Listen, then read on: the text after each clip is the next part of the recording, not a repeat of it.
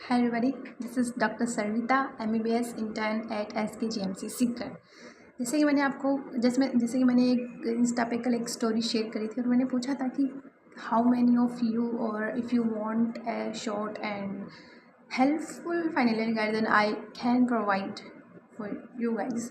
So in in that regard I am going to make this video. देखो अपने पास final के अंदर total है 11 सब्जेक्ट। 11 के अंदर अपने जो है मेजर सब्जेक्ट अपन बोले जिनकी स्पेशली एग्ज़ाम्स होती हैं वो है अपने पास 6।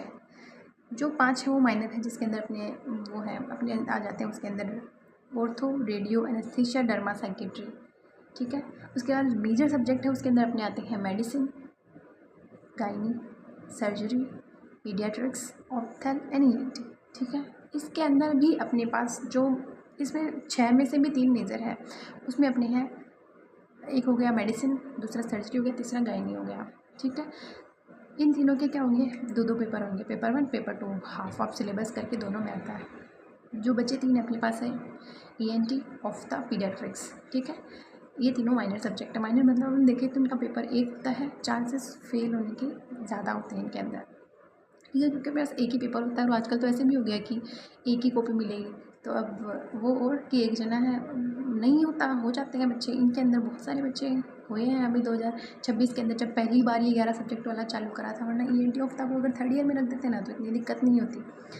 तो अब अपने पास जो मेजर सब्जेक्ट है उसके अंदर अपन को ये कि सिलेबस इतना ज़्यादा वास्ट है और अपन को ड्यूरेशन फिर भी ठीक है 2022 बैच के लिए काफ़ी सही है। ये 21 बैच के लिए ड्यूरेशन वही था जितना नॉर्मली जितना होता है।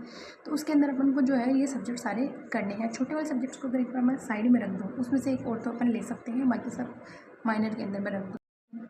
तो देखो ऑर्थो के अंदर क्या है, ऑर्थो के अंदर अपने जो है ज़्यादा बड़ा सब्जेक्ट नहीं है, सब्जेक्ट छोटा है, लेकिन क्वेश्चन उससे आराम से जो है 25 से 28 नंबर के आसपास क्वेश्चन आते हैं, जिसमें से भी एक लॉन्ग क्वेश्चन आता है सर्जरी के पेपर 2 के अंदर। तो अपन ऑर्थो को ऐसे माइनर में नहीं रख सकते, मतलब है माइनर ईजी है पर अपन को अच्छे मार्क्स दिला सकता है, तो इसलिए अपन ऑर्थो को वैसे पढ़ेंगे, ज़्यादा बड़ा है नहीं। अब अपने बच्चे अपने जो बड़े सब्जेक्ट है, बड़े सब्जेक्ट की अगर बात करूँ, अपनी जो मेडिसिन, सर्जरी और गायनी हो गए, बाकी पीडियाट्रिक्स ऑफ्था, ENT एक बार इनको साइड में रखते हैं। ठीक है। तो इसके अंदर क्या है अपन को कि जैसे मैं बात करूँ अगर मेडिसिन की, तो मेडिसिन का सबसे पहले तो ऐसे होता है कि बहुत सारे लोग हैं जो मतलब लगभग पूरा साल ही ऐसे मान लो ऐसे निकल जाता है कि यार कहाँ से करूँ, कैसे करूँ, कौन से टॉपिक पढ़ूँ, कौन से छोड़ूँ, ऐसा रहता है। तो उसके अंदर आपको क्या करना है, एक ही सोर्स लेना है। ठीक है। एक सोर्स चूज़ करना है, उसी में से इंपॉर्टेंट टॉपिक्स पढ़ने हैं। ठीक है। इंपॉर्टेंट टॉपिक्स की अगर बात करूँ तो इतने ज़्यादा टॉपिक्स है नहीं।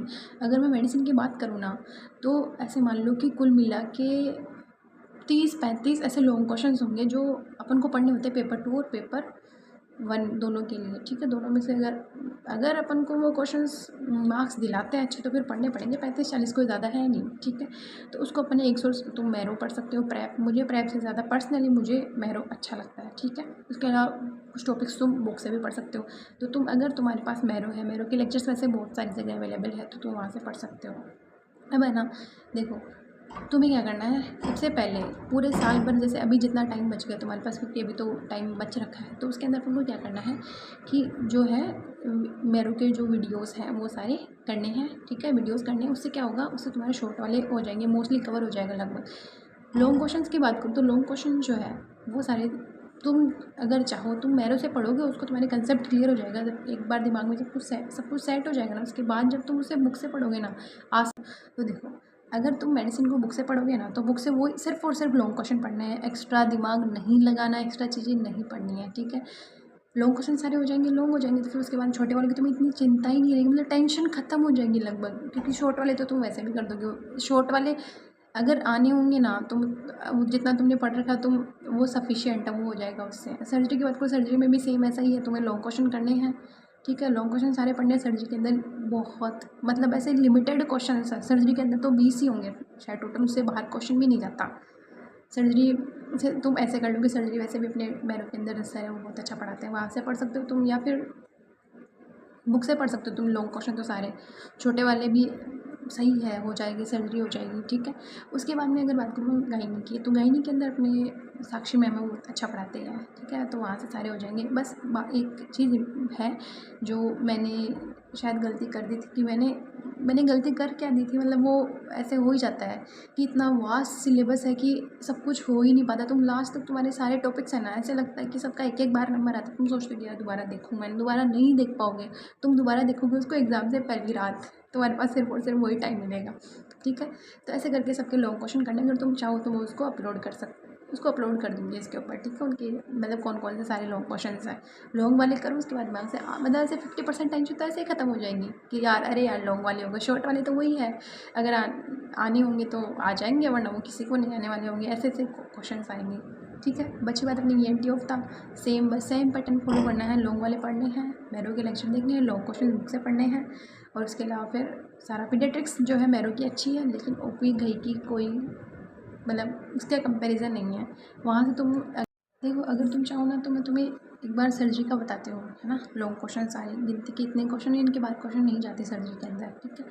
तो देखो ये मैंने जो है ये बना रखा है, मैंने खुद ही लिख रखे हैं कुछ मेरी बुक की फर्स्ट पेज पे। तो उनमें देखो लॉन्ग क्वेश्चंस के अगर बात करूँ पेपर 1 के अंदर तो है शॉक, उसमें भी सेप्टिक स्पेसिफिकली, बाकी पूरे शॉक से जनरली पूरा क्वेश्चन आ सकता है, ठीक है। वुंड हीलिंग है, सर्जरी अगर पढ़ रहे हो तो वुंड हीलिंग तुम्हें आनी चाहिए। ट्रोमा, ट्रोमा के अंदर भी अपनी वुमेन स्पेसिफिक ट्रोमा हो गई, उसके अलावा ATLS तो बेसिक है वो आना चाहिए। बर्न हो गया, बर्न पे हमारे जो है वो टीचर्स का वो फेवरेट है वो, ठीक है। और ट्यूमर्स ऑफ सैलिवरी ग्लैंड हो गया, उसके अलावा थायराइड के अंदर थायराइड बहुत ज़्यादा इंपॉर्टेंट है सर्जरी के अंदर। उसके ऊपर देखो गोइटरोस आ सकता है, STN आ सकता है जो अपना सोलिटरी थायराइड नोडुल है, ग्रेव डिजीज पे आ सकता है, थायरोग्लोसल सिस्ट पे आ सकता है, मैलिग्नेंसीज है थायराइड के अंदर बहुत सारी, PTC हो गया, MTC हो गया, ठीक है ना, फोलिकुलर कार्सिनोमा, एनाप्लास्टिक कार्सिनोमा, ये सारे हो गए। उसके अलावा ब्रेस्ट हो गया, तो बस ये ब्रेस्ट को इग्नोर कोई नहीं कर सकता सर्जरी के अंदर, ब्रेस्ट, ये ब्रेस्ट तो मस्ट है, ठीक है। उसके अलावा जो DDs और ब्रेस्ट स्वेलिंग है उसके ऊपर आता है। लॉन्ग क्वेश्चंस की बात कर रही हूँ मैं, ठीक है। उसके अलावा वेस्कुलर के अंदर अपने जो है लिम्फ इश्केमिया हो गया, अक्यूट क्रोनिक दोनों हो गए, वेरिकोज वेन हो गया, DVT हो गया, DVT वेरिकोज में वेरिकोज ज़्यादा इंपॉर्टेंट है, ठीक है। ऐसे देखो पेपर 2 के अंदर है ना, पेपर 2 के अंदर सर्जरी में कौन से क्वेश्चन आते हैं, मैं एक क्वेश्चन बताती हूँ फिर उसके बाद बताती हूँ कि कैसे क्या करना है। देखो सर्जरी के पेपर 2 के अंदर है ना, पेपर 2 के अंदर GI-GU है ना, मतलब गैस्ट्रो इंटेस्टाइनल सिस्टम और जेनेटो यूरिनरी सिस्टम। उसके अलावा ये तो सेक्शन E, सेक्शन B के अंदर अपनी आती है ऑर्थो, एनेस्थीसिया और रेडियो, ये आता है, ठीक है। उसके अंदर अब देखो सर्जरी के जो पेपर 1 के अंदर जो लॉन्ग आता है, जो अपना क्लिनिकल होता है वो 15 नंबर का आता है, वो इनमें से ही हो गया कोई ना कोई। एक तो अपेंडिक्स हो गया, CA स्टमक हो गया, CA गॉल ब्लैडर हो गया, हर्निया हो गए। हर्निया के अंदर अपने हर्निया पूरा ही ओवरऑल इंपॉर्टेंट है, वही इंग्वाइनल हर्निया हो गया, इंसेजनल हर्निया हो गया, मतलब बहुत सारे हर्नियाज हैं। उसके बाद में हर्निया की कॉम्प्लिकेशन हो गया, हर्निया की सर्जरी, ओवरऑल हर्निया पूरा ही। उसके बाद में TB इंटेस्टाइन है जो उसके अंदर भी यूसिकल वाली इंपॉर्टेंट है, मोस्ट कॉमन होती है। ईसोफेगस के अंदर मोटिलेटेड डिसऑर्डर्स, एप्लीजिया, कार्डिया हो गया, गर्ड हो गया, ये सारे के सारे PYQs है, ये मैंने लिख रखे हैं इन जगह पे। पेरिटोनाइटिस है, पेरिटोनाइटिस के ऊपर जनरलाइज जो एक्यूट जनरलाइज पेरिटोनाइटिस है उसके ऊपर लॉन्ग क्वेश्चन आता है। उसके जो अपनी जो गार्डिंग रिजिडिटी है पढ़ते हैं ना, उसके जो स्पेसिफिक साइंस है वो सारे। ब्लंट ट्रॉमा एब्डोमेन उसके ऊपर आता है, बहुत इंपॉर्टेंट है। अमीबिक लीवर एब्सेस है, उसके ऊपर भी लॉन्ग क्वेश्चन आ सकता है, बाकी शॉर्ट क्वेश्चन तो आता ही आता है, ठीक है। उसके अलावा अगर ऑर्थो भी अगर आपको इसी के साथ बताऊँ तो ऑर्थो के अंदर गिनती के क्वेश्चन है, गिनती के मतलब अब 20 नंबर का आ रहा है, 20-25 नंबर की आ रही है, तो फिर तो टॉपिक्स तो ऑब्वियसली ज़्यादा ही होंगे। तो देखो सबसे लॉन्ग क्वेश्चंस के अंदर लॉन्ग ही है सारे वैसे, ये TB स्पाइन हो गई, जिसको पोर्ट स्पाइन भी बोलते हैं अपन, ठीक है। पोर्ट स्पाइन, पोर्ट पैराप्लेजिया हो गया, फ्रैक्चर नेकोफीमर हो गया, है ना। फ्रैक्चर नेकोफीमर बहुत इंपॉर्टेंट है, हमारे भी आया था अभी जो हमारा पेपर था 2026 वाला, है ना, उसके अंदर था ये सुप्रा कॉन्डलर फ्रैक्चर ऑफ ह्यूमरस है, उसके ऊपर भी आ जाता है। बोन ट्यूमर हो गया, ओस्टोमाइलिटिस तो इम्पॉर्टेंट है, ठीक है। स्पाइन इन एल्डरली फीमेल, उसके ऊपर भी आता है फ्रैक्चर स्पाइन इन एल्डरली फीमेल। और फिर मैनेजमेंट ऑफ ये है फ्रैक्चर, ठीक है। तो उसके बाद में अगला अपना जो है management of fracture of long bone in young adults. उसके बाद Monteggia fracture dislocation, giant cell tumours of proximal humerus. उसके अलावा कुलिस फ्रैक्चर हो गया, इविंग सार्कोमा है, उसके ऊपर छोटा क्वेश्चन तो आएगा ही आएगा, है ना। लॉन्ग आता है वैसे आ जाता है, आर अपना जो रोमेटॉइड आर्थराइटिस के ऊपर आ जाता है, शोल्डर डिसलोकेशन पे आ जाता है, CTB क्लब फुट। इसके अंदर अब देखो और तुम्हें अगर मैं सबसे ज़्यादा इंपॉर्टेंट जो 4 क्वेश्चन बताऊँ ना, उसके अंदर अपना TB स्पाइन, पोर्ट स्पाइन हो गया, पोर्ट स्पाइन, पोर्ट्स पैराप्लेजिया के साथ में पूरा TB स्पाइन एक अकेला क्वेश्चन बन गया। उसके अलावा अपना ऑस्टोमाइलिटिस हो गया, उसके अलावा CTV है, क्लब फुट हो गया, और उसके अलावा फिर अपनी जो फ्रैक्चर नेकोफीमर है, ये 4 क्वेश्चन इंपॉर्टेंट है। सर्जरी के अंदर अगर मैं बताऊँ ना पेपर 2 के अंदर सबसे ज़्यादा इंपॉर्टेंट, तो सबसे ज़्यादा इंपॉर्टेंट एक तो वही अपेंडिक्स, उसके अलावा इसके अंदर अपने जो है अपेंडिक्स और हर्निया, अपेंडिक्स हर्निया ये सबसे ज़्यादा इम्पोर्टेंट है। उसके अलावा कैंसर जो है स्टमक, इसोफेगस, वो सारा छोटा मोटा है, इतना ज़्यादा नहीं है। ब्लड ट्रॉमा आ सकता है ना। पेपर 1 के अंदर बताऊँ ना, तो पेपर 1 के अंदर जो मैंने अभी सारे बताए हैं उसके अंदर भी सबसे ज़्यादा इंपॉर्टेंट जो क्वेश्चन मुझे लग रहे हैं, सी एवरेस्ट है उसको कभी भी नहीं छोड़ के जाना है, ठीक है। जैसे वो आ रहा है नहीं आ रहा उसको नहीं छोड़ के जाना। लिम्फ स्कीमा मैंने बताया था हमारे में आया था, इंपॉर्टेंट है। वेरिकोज वेन डीवीटी इंपॉर्टेंट है ही। बर्न जो है वो बहुत इंपॉर्टेंट है, उसको भी पढ़ना है। वुंड हीलिंग, शॉक, ये भी जनरल टॉपिक्स हैं, वो सारे हो जाते हैं।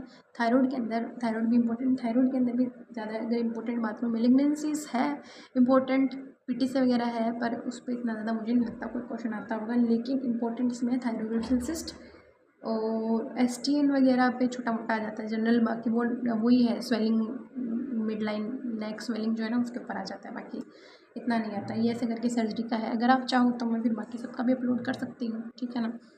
और अब देखो, यूनिवर्सिटी एग्ज़ाम जो है ना उसको पास करना, उसको कोई इतना ज़्यादा मुश्किल काम है नहीं, बहुत आसान है, बहुत आसान। देखो अब आती है जनरल एडवाइस, क्योंकि सिलेबस बहुत ज़्यादा वास्ट है, ठीक है ना। सिलेबस बहुत ज़्यादा वास्ट है और ड्यूरेशन फिक्स है अपने पास कि इतने के अंदर सब कुछ करना है।